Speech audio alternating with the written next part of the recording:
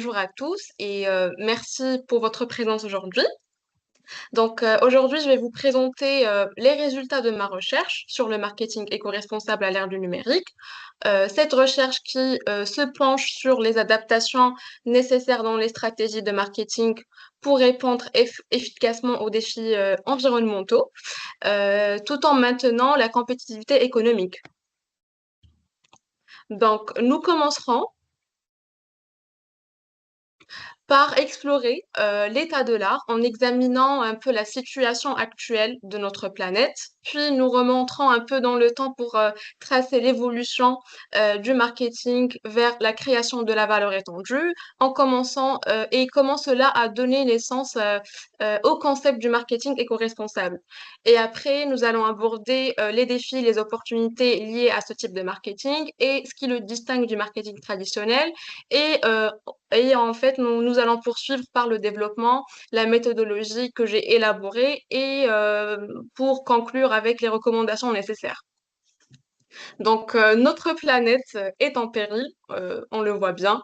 Et d'après le rapport de la COP28, l'année 2003 fut l'année la plus chaude jamais enregistrée, avec des températures moyennes qui dépassent les 1,46 degrés Celsius. Cette chaleur record, bien sûr, n'est qu'un indicateur de changement climatique profond qui affecte notre planète. La rétrocession massive des glaciers, notamment le glacier de Jacobsveld, qui a reculé de 40 km depuis 1850. Ces phénomènes ne sont pas vraiment isolés. Ils sont le résultat de décennies d'émissions de gaz à effet de serre qui doit être réduit de 43% d'ici 2030 pour contenir un réchauffement climatique de 1,5 degré Celsius. Donc, ces chiffres-là nous montrent l'urgence de la situation et l'importance de notre engagement envers des pratiques qui sont plus durables. Et bien sûr, le marketing et le marketing traditionnel, plutôt digital, ne font pas l'exception. Ils sont aussi polluants et les entreprises doivent mettre en place, bien sûr, des mesures adaptées pour ceci. Donc, après avoir pris conscience de l'état critique de notre environnement, il est important de comprendre comment nos pratiques en marketing peuvent réellement influencer cette dynamique. Donc, l'évolution du marketing a commencé par des simples transactions pour s'étendre après à la création d'une valeur ajoutée qui est significative pour le consommateur. Et aujourd'hui, nous avons un nouveau concept du marketing, celui de la valeur étendue où la valeur n'est pas uniquement économique, mais également sociale et environnementale. Donc, ce paradigme enrichit notre approche du marketing et renforce la responsabilité des entreprises envers la société et l'environnement. Alors, l'incorporation de la valeur étendue dans le marketing a donné naissance au concept du marketing éco-responsable. C'est une forme qui va au-delà de l'efficacité économique traditionnelle et englobe les impacts environnementaux et sociaux. Et ce marketing a deux acteurs principaux qui sont bien évidemment les consommateurs et qui sont considérés comme des acteurs engagés car le consommateur d'aujourd'hui n'est plus celui d'il y a 20 ans, il y a 30 ans. Donc les consommateurs sont de plus en plus informés, engagés et ils cherchent activement des produits qui reflètent leurs valeurs écologiques et sociales. Et grâce, bien sûr, à l'Internet, à l'accès rapide à l'information, donc ils sont mieux équipés pour faire des choix responsables et exiger aussi la transparence de la part des marques. Et du coup, cette tendance est renforcée par l'engagement, bien sûr, des marques et des entreprises. Et c'est là où vient le rôle du deuxième acteur qui est l'entreprise et qui est considéré comme un moteur de changement. Donc, les entreprises, en répondant à la demande croissante pour des produits qui sont durables, ils adoptent des stratégies de marketing éco-responsables, justement pour renforcer leur image de marque et bien sûr accéder à des nouveaux marchés et aussi fidéliser leurs clients, voilà, leurs clients quoi. Ensuite, nous allons maintenant examiner les défis et les opportunités associés à ce type de marketing. Donc, le marketing éco-responsable ne fait pas l'exception et n'est pas exempt de difficultés, bien sûr. Donc, il offre également des avantages qui sont significatifs pour les entreprises qui choisissent de l'adopter. Et parmi ces challenges, on peut citer les coûts initiaux et les investissements, car le passage à des pratiques qui sont plus durables peut vraiment nécessiter des investissements importants en termes de technologie, en termes de formation, en termes de certification aussi. Mais cela peut aussi être une opportunité pour les entreprises, car ces investissements-là peuvent se traduire par des économies à long terme et bien sûr une meilleure position sur le marché face à une concurrence un peu rude pour des produits durables. Un autre challenge que les entreprises font face, à lequel les entreprises font face, c'est vraiment d'établir la confiance des consommateurs. Donc, comme on l'a bien dit, les consommateurs d'aujourd'hui sont très exigeants. Ils peuvent aussi être sceptiques quant à la sincérité et les affirmations de l'éco-responsabilité par les entreprises, et notamment en raison du greenwashing. On l'a bien vu, il y a des grandes entreprises telles que Coca-Cola, Total Energy, qui étaient accusés par des grandes associations pour des actes de greenwashing. Donc les consommateurs ne sont très très exigeants sur ce point-là. Mais cela est un défi, mais en même temps une opportunité pour les entreprises, car une fois qu'ils ont adopté des pratiques qui sont durables, ils vont réussir à établir une véritable confiance qui va fidéliser les clients et les engager aussi, et bien sûr, ils vont influencer positivement leur secteur d'activité. D'autres challenges qu'on peut retrouver, c'est le changement profond dans les opérationnels, la conciliation des objectifs économiques et des principes durables, et aussi le fait de mesurer et communiquer les impacts éco-responsables. Alors, après avoir examiné comment les entreprises peuvent vraiment intégrer ces pratiques dans leur marketing, il est important aussi de comprendre comment la transformation numérique facilite et amplifie ces efforts. Aujourd'hui, à l'ère du numérique, le marketing ne se contente pas de suivre l'évolution technologique, il anticipe et modèle également les attentes. Et parmi les accélérateurs de cette transformation, on note l'augmentation de l'accessibilité à l'Internet et l'adoption des technologies, bien sûr, mobiles, l'évolution des attentes des consommateurs, on l'a bien dit, ils sont très exigeants et ils valorisent bien la transparence et l'authenticité. Les crises économiques et sanitaires comme la pandémie du Covid-19, le monde avant et le Covid n'est certainement pas le même. Euh, la Covid a réellement accéléré cette transition et on ne peut pas parler de cette transformation sans citer la vitesse du développement de l'intelligence artificielle, bien sûr. Et après avoir discuté de la transformation numérique dans le marketing, il est aussi important de comprendre les implications environnementales associées. Donc, tout d'abord, c'est quoi une empreinte carbone? Donc, c'est un outil comptable qui permet d'évaluer la consommation des ressources et les besoins d'absorption des déchets.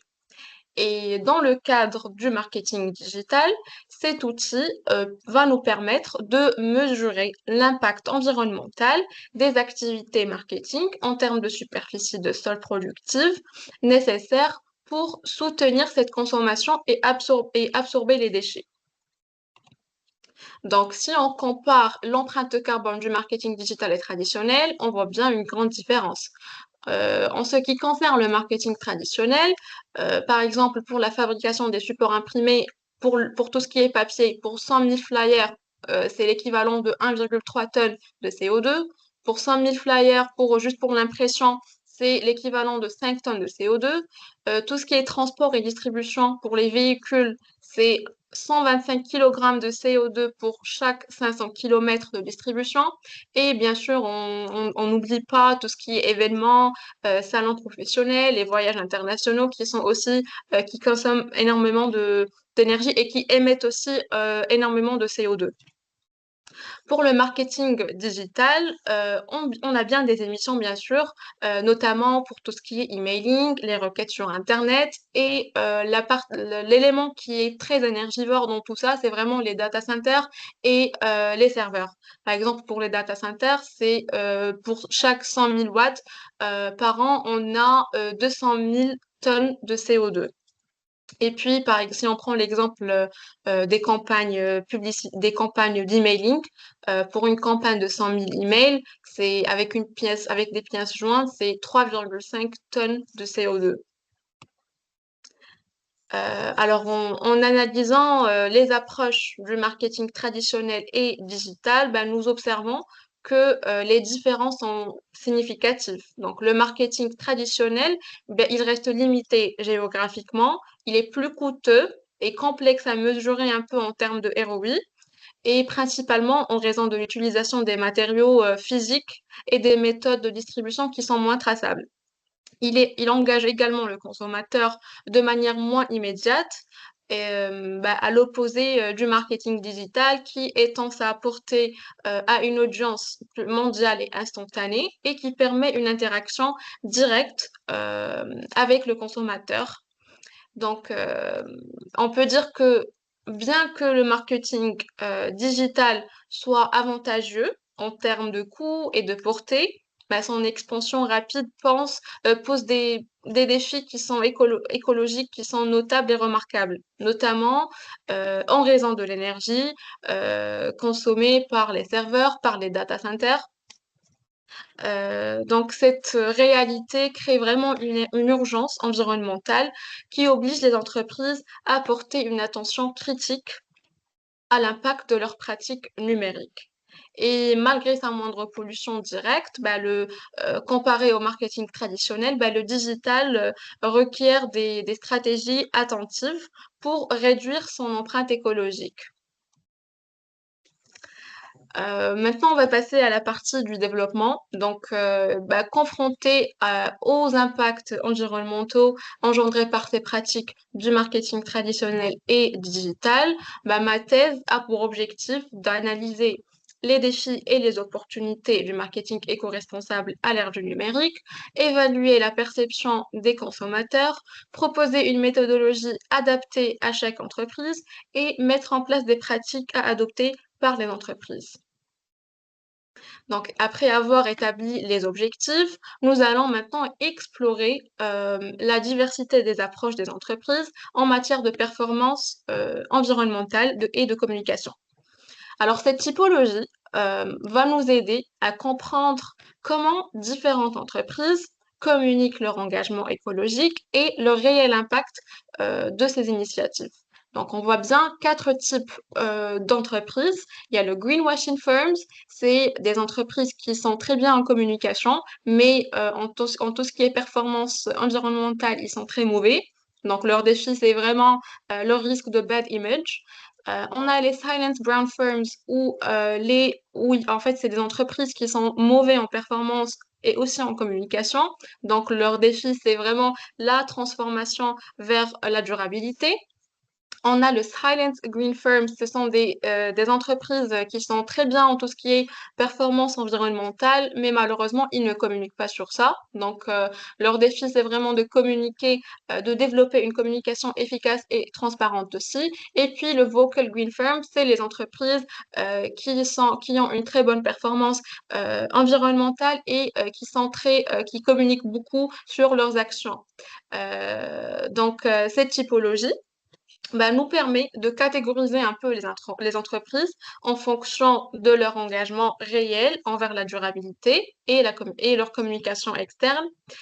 Et l'objectif ultime, on peut dire pas toutes les entreprises, mais la majorité, c'est vraiment que les entreprises, qu'ils deviennent des vocal green firms, qui non seulement agissent de manière responsable sur le plan environnemental, mais qui communiquent aussi ouvertement sur leurs initiatives. Et devenir une telle entreprise va permettre aux entreprises de gagner la confiance des consommateurs et répondre efficacement à leurs attentes qui changent jour après jour. En parlant des consommateurs, on va se concentrer un peu sur sur leur perception et comment le digital influence leur passage à l'achat, leur comportement d'achat aussi. Alors, le marketing digital influence significativement comment les consommateurs perçoivent les marques et influence aussi leur comportement d'achat. En utilisant des technologies de personnalisation, les entreprises engagent les consommateurs qui sont de plus en plus informés et ils cherchent des produits qui sont alignés avec leurs valeurs environnementales tout en étant conscients des impacts de leur achat. Mais cependant, il existe un dilemme. Alors même sans tomber dans le greenwashing, la promotion intensive risque d'encourager la surconsommation. Et du coup, pour y remédier, les entreprises peuvent adopter des stratégies qui minimisent leur impact environnemental, et c'est ce qu'on va faire par la suite dans la partie méthodologie et recommandations, et aussi développer et aussi développer des produits qui sont durables avec le temps, comme ça ils vont limiter la nécessité du remplacement fréquent. Alors, l'ère numérique demande une grande transparence avec les réseaux sociaux qui facilite cette interaction directe et qui peut affecter la réputation, bien sûr, d'une marque. Et on peut dire que bien que le marketing digital puisse encourager des achats qui sont un peu impulsifs à travers des techniques telles que le retargeting, il est important que les entreprises maintiennent une approche authentique. Et pour persévérer justement la confiance des consommateurs et les guider vers des choix qui sont plus durables. Et maintenant, nous allons passer à mon étude de cas avec l'entreprise Greenbids, avec laquelle j'ai fait des interviews. Alors, c'est une entreprise fondée par des anciens de Google et l'entreprise a relevé que le chemin emprunté par la publicité, depuis la création à la livraison, implique de nombreux intermédiaires, chacun qui ajoute une grande charge de carbone.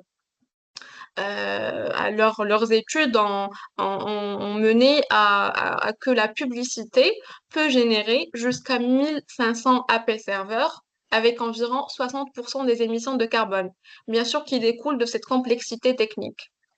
Et pour résoudre ce problème-là, les cofondateurs, bien sûr, ont développé des algorithmes avancés qui optimisent et simplifient la chaîne de valeur publicitaire. Et tout ça, bien sûr, en éliminant toutes les étapes qui sont inutiles et en améliorant l'efficience des campagnes. Donc, en fait, cette technique-là a permis de réduire significativement les émissions de gaz et aussi d'augmenter l'efficacité des campagnes publicitaires.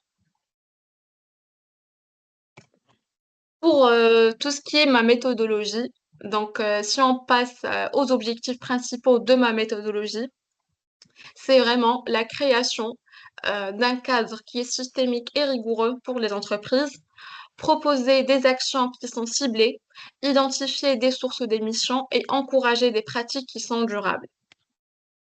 Et tout cela est schématisé dans ce tableau-là. Donc, cette partie synthétise un peu les étapes essentielles de la méthodologie que j'ai élaborée et développée pour évaluer et réduire l'empreinte environnementale des activités de marketing.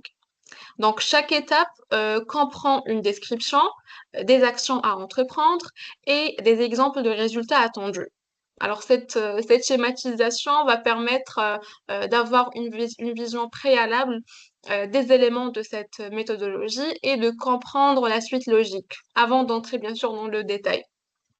Donc, les étapes de ma méthode sont, premièrement, la modélisation à l'aide de l'analyse systémique, l'identification des sources d'émissions, la collecte des données sur l'empreinte environnementale, l'évaluation de l'impact environnemental et dernièrement, les actions et les stratégies à mettre en place. Donc, si on prend l'exemple de la première étape qui est la modélisation à l'aide de l'analyse systémique, elle a pour but de visualiser les interactions entre les composants du système et leurs impacts sur l'empreinte carbone. Les actions à entreprendre, c'est vraiment d'identifier les composantes de système, cartographier les flux du carbone et évaluer les interactions. Et pour au final avoir un diagramme des flux énergétiques qui identifie les points de synergie et les scénarios d'optimisation. Et lors de mes entretiens avec Greenbids, bah, j'ai été confrontée à la complexité du système du marketing digital programmatique et cela m'a amené à me poser la question. Déjà, quand j'ai fait mon entretien avec Adrien Delambre, c'est le cofondateur, il a souvent décrit cela par un plat de spaghettis qui font un peu, qu'on doit démêler. Donc, et cette complexité m'a amené à me poser la question, c'est comment comprendre ce système qui est assez complexe et est-ce qu'il existe des méthodes qui permettent de simplifier ce système complexe. Et dans cette recherche de la solution, bien sûr, et avec des recherches continues, j'ai découvert l'analyse systémique. Alors, l'analyse systémique, c'est une méthode utilisée dans la gestion des projets qui sont complexes. Elle se compose de quatre axes principaux. C'est l'axe génétique, ce que le système devient, l'axe ontologique, ce que le système est, l'axe téléologique, c'est le pourquoi il existe, et l'axe fonctionnel, c'est ce que le système fait. Et dans notre cas, le système, c'est notre projet du marketing éco-responsable. Donc, la modélisation de mon système est représentée sous cette forme-là, avec les quatre axes principaux. Donc, chacune d'elles a été détaillée, bien sûr, dans ma thèse, et elle nous permet de simplifier les différentes interactions entre les éléments de notre système et aussi avoir une vision qui est holistique et globale du système. Et une fois la modélisation de notre système est terminée, l'étape suivante est l'identification des sources d'émissions. Donc, si on prend l'exemple d'un seul axe qui est l'axe ontologique, par exemple, pour les agences de communication, leur consommation énergétique vient des énergies de bureau. Les émissions directes viennent des voyages des affaires, par exemple. Les émissions indirectes viennent des services externalisés. Et bien sûr, identifier d'autres sources potentielles d'émissions comme la consommation de papier. Donc, l'objectif pour les entreprises est vraiment d'identifier leurs ressources d'émissions et définir le type de consommation d'énergie et les émissions directes et indirectes. Et une fois que nous avons identifié les sources d'émissions, il est temps de collecter les données et évaluer leur impact sur l'environnement. Si on prend toujours l'exemple des agences de communication, pour la quantification des émissions, ce sont des émissions qui viennent de consommation d'énergie et de voyage. La catégorisation, ce sont des émissions par source d'activité. On peut aussi avoir un tableau où on peut suivre et visualiser les émissions et les suivre. Et pour créer l'objectif à atteindre, on peut aussi faire un petit benchmark sur les agences qui sont éco-responsables et à chaque fois revenir à cet objectif pour faire un peu l'écart par rapport à notre objectif. Juste une note, cette méthode ne remplace pas le bilan de carbone, absolument pas. C'est juste une méthode qui permet à tous les types d'entreprises d'avoir une méthode qui est facile et rigoureuse à mettre en place. Et ça va les permettre d'évaluer où sont les points d'amélioration et les points d'optimisation. Passons à l'étape suivante qui est les actions et les stratégies. Donc, après avoir collecté et analysé les données, donc il est temps de mettre en place des stratégies et des plans d'action. Et voici quelques actions tirées de mes recommandations que j'ai détaillées dans la thèse, bien sûr. Donc, on trouve premièrement l'adoption des technologies vertes, telles que les serveurs à faible consommation, le cloud computing, les logiciels éco-efficaces par exemple, si on implémente le Digital Asset Management, ça va aider à réduire les redondances de données et optimiser un peu l'utilisation des ressources. Autre stratégie, c'est l'intégration de la sobriété énergétique et cela peut être à travers l'optimisation des campagnes numériques. Bien sûr, en utilisant des publicités qui sont plus ciblées et une gestion plus efficace des contenus. On peut aussi travailler sur la gestion efficience des données, donc adopter des politiques de collecte ciblées et mettre en place des nettoyages réguliers des bases de données pour éliminer les données obsolètes. Et cela peut se faire à titre personnel et professionnel. On peut aussi, une autre stratégie, c'est vraiment la conception éco-responsable, que ce soit l'éco-conception du site web ou de la publicité, ou bien le green SEO, qui va optimiser les sites en utilisant des techniques, par exemple, de changement différé pour les images et pour les vidéos. Et finalement, l'intégration de la RSE dans la publicité, cela peut être à travers l'optimisation de toute la chaîne de publicité. Cela peut comporter, par exemple, un travail à réaliser avec les acteurs qui créent des parutions pour des supports au poids plus léger. Et ça, c'était le travail de Becovery, une autre entreprise avec qui j'ai fait des interviews et eux aussi, ils travaillent sur la chaîne publicitaire pour diminuer euh, les émissions de carbone. Pour récapituler un peu ma recommandation générale, euh, ma recommandation pour intégrer le marketing éco-responsable se base sur une méthodologie qui est un peu structurée et rigoureuse, qui commence par la modélisation à l'aide de l'analyse systémique, l'identification des sources d'émissions, la collecte des données sur l'empreinte carbone, l'évaluation de l'impact environnemental et les actions et les stratégies à mettre en place. Alors, cette approche permet à chaque entreprise de mesurer précisément l'impact environnemental de ses activités de marketing et d'adapter des actions nécessaires pour réduire ces impacts-là. Elle offre à chaque entreprise la possibilité d'analyser son fonctionnement spécifique et de déterminer ses besoins en termes de durabilité. Et pour finir, bah, je vous propose ce petit bilan de ma recherche et aux contributions principales de ma thèse. Premièrement, ma contribution théorique, c'est que j'ai mené une analyse approfondie des impacts de la digitalisation, pardon. Donc cette étude met en lumière les modifications nécessaires pour que le marketing non seulement coexiste, mais aussi soutienne les objectifs écologiques. Ensuite, au niveau pratique, j'ai développé une méthode qui permet d'évaluer l'empreinte environnementale des activités du marketing digital. Concernant l'impact sur les entreprises, donc la méthodologie que j'ai élaborée permet aux organisations et aux entreprises de mettre en œuvre des stratégies de marketing qui sont non seulement efficaces, mais aussi adapter plutôt à leurs besoins spécifiques en matière de durabilité. Et du côté de consommateur, mon travail souligne l'importance de la transparence. À travers l'analyse de la perception des consommateurs, il est évident que les entreprises doivent adopter des stratégies qui non seulement communiquent clairement leur engagement, mais qui sont également authentiques et basées sur des actions concrètes. Et enfin, en ce qui concerne les perspectives futures, ma recherche ouvre la voie à de nouvelles études dans ce domaine. Il y a des champs pour explorer comment le marketing digital peut continuer à évoluer et à s'adapter pour mieux répondre aux défis environnementaux.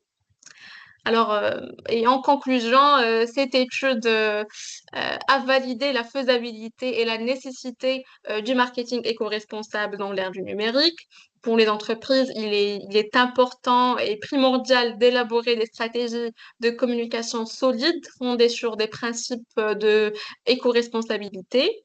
Mais la question qui demeure, c'est comment les entreprises peuvent-elles continuer à innover et évoluer dans le domaine du marketing digital, tout en renforçant leur engagement envers l'éco-responsabilité et comment nous, comme consommateurs, comment on peut encourager ces pratiques, des pratiques d'achat plus responsables dans un monde qui évolue aussi rapidement.